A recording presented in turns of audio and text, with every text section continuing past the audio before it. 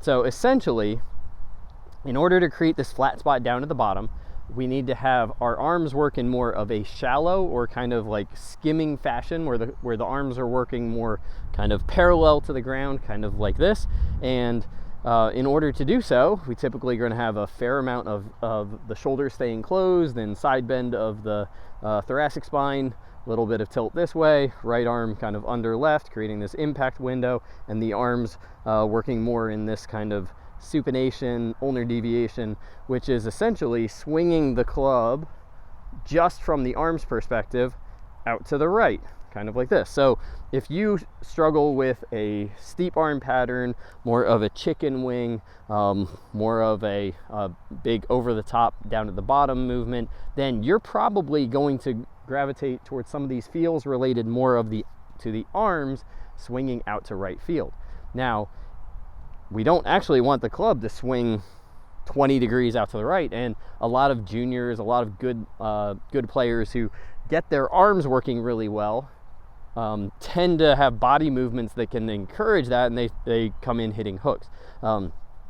a lot of those players will have either early extension or more of a tilt or more of a stall, and so everything is going out to the right. And so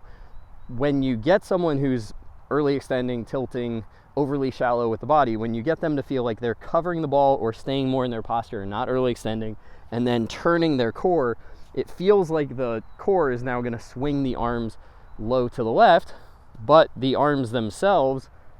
are trying to swing out to the right, and together you get a very neutral but long flat spot bottom. So if your body pivot is going more this way, you're going to probably feel some of these low left moves. But if your arm pattern is pulling in, narrowing, getting closer to you, you're going to probably feel more of these out to the right shallow arm feels. So the key is to